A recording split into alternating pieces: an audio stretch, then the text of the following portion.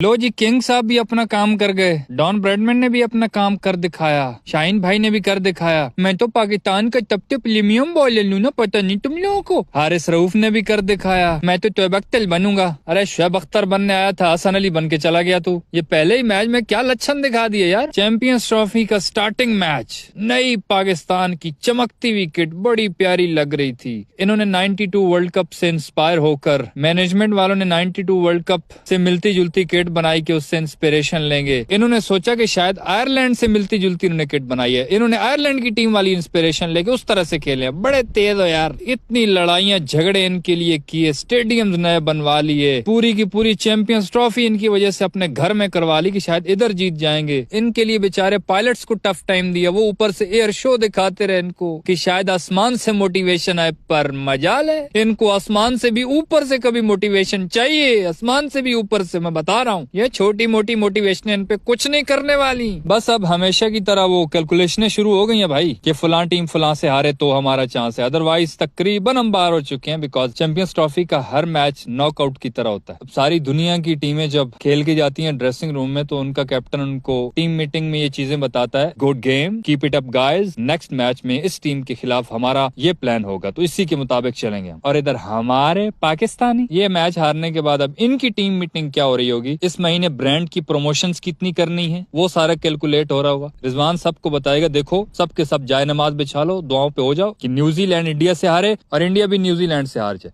मतलब ये दोनों टीमें एक दूसरे के साथ एक ही मैच में एक ही टाइम पे दोनों हार जाएं तो फिर हम आगे जा सकते हैं।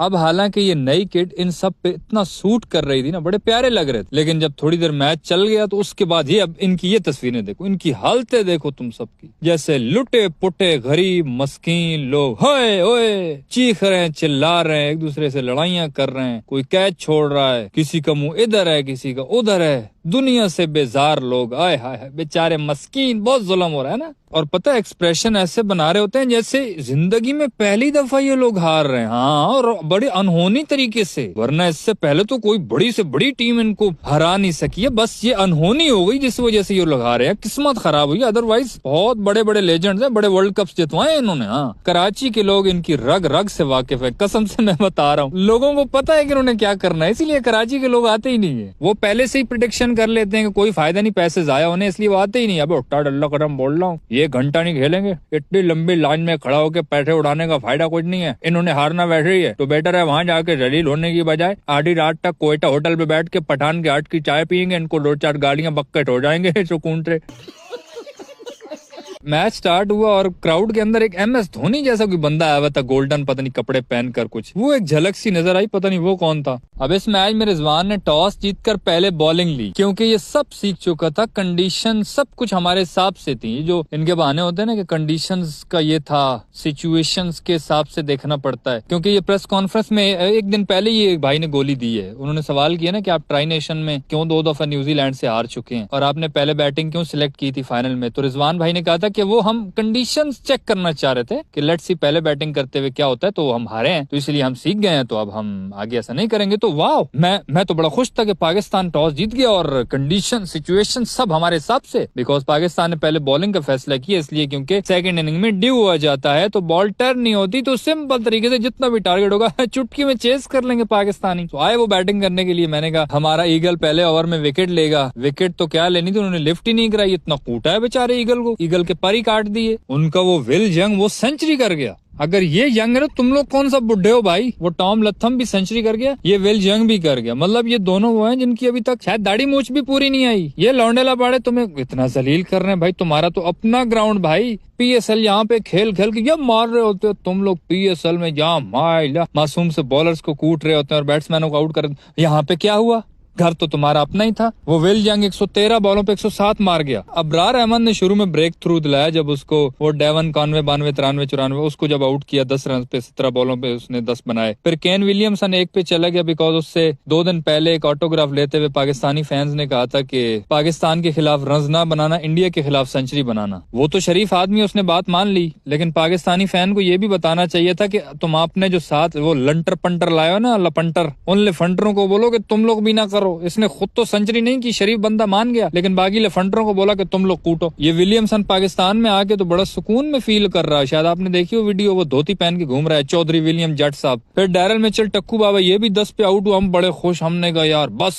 2 मेन दिग्गज गए। पता नहीं यार इनके वो दूसरे मार के जमांद्रू से हैं, आंखें पूरी उनकी खुलती नहीं है। वो ग्लेन फिलिप्स, वो आके इतना मार जाता है हमेशा ही हमको। 39 बॉलों पे 61 वो मार गया यार। मजाक में 320 रन इन्होंने ठोक दिए। अब तुम जरा हमारे प्रीमियम बॉलर्स की एवरेज देखो तुम। अब पता है ये लोग क्या बहाना बनाते हैं कि ये तो बैटिंग पिचेस हैं। अबे तो उनके भी तो बॉलर्स हैं ना भाई, उन्होंने फिर हमें क्यों नहीं बनाने दिए अगर बैटिंग पिचेस हैं तो। अब शाहीन अफरीदी को 10 ओवर में 68 रन पड़े हैं, कोई विकेट नहीं मिली। नसीम शाह को 10 ओवर में 63 रन पड़े हैं, लेकिन चलो ये 2 विकेटें ले गया। फिर अबरार को 10 ओवर में 47, चलो कुछ गुजारा कर गया, 1 विकेट इसको मिली। हारिस रऊफ को 10 ओवर में 83 रन, यार 83 रन। फिर ये कहते हैं कि मैं तो बख्तल और ब्लेटली बनूंगा, तेज तलीन। रन भी तो बचाने होते हैं ना भाई। फखर जमान को जो इंजरी हुई थी फील्डिंग पे, ओपनिंग पे नहीं आया था इसलिए बाद में आया था। ओपनिंग पे आया जी हमारे छोटे डॉन साहब और बाबर आजम। अब छोटा डॉन आया था देश को बचाने के लिए, 19 बॉलें खेल गया भाई और 6 रन बनाए सर ने। अब फिर हम क्या कहेंगे कि नहीं इस पे बात नहीं करनी, अभी नया है नया। तो भाई तुम लोग कब पुराने हो गए यार, यही नए नए रहते, टीम में आते, अंदर आते, बाहर जाते के चक्कर में ना तुम लोग रिटायर हो जाते हो, अपनी जिंदगी अच्छे से गुजार जाते हो। हमें वही चूना लगा रहता है, हम समझते शायद नया है, अभी आया है, ये है वो है। पावर प्ले के पहले 5 ओवर में सिर्फ 12 रन थे, इमेजिन यार। और टारगेट चेस कितना कर रहे हैं, 321 का। बाबर आजम 90 बॉलें खेल गया, 64 रन बनाए। अब बताओ, इतनी भी कोई मुश्किल पिच नहीं थी यार। वो लोग भी इधर ही बैटिंग करके गए, उनके लड़कों ने जो सेंचुरियां बनाई हैं जिन्होंने, उन्होंने तो बॉलें और बिल्कुल रन बराबर लेके चले हैं वो लोग। बहुत स्लो खेला भाई। इसकी वनडे रैंकिंग भी चली गई है। अब तो शब्बो जी हमारी आ गई है नंबर 1 पे। हाँ, शब्बो जी आजकल तूती बोल रही है शब्बो जी, उनके दिन आए हुए हैं। बाबर के आजकल दिन मध्यम है। रिजवान 14 बॉल पे 3 रन। मैं हैरान हूँ, जब इतनी बॉलें खेलनी होती है उन्होंने, फिर रन क्यों थोड़े बनाते हैं अल्लाह के बंदो, बॉलों के बराबर रन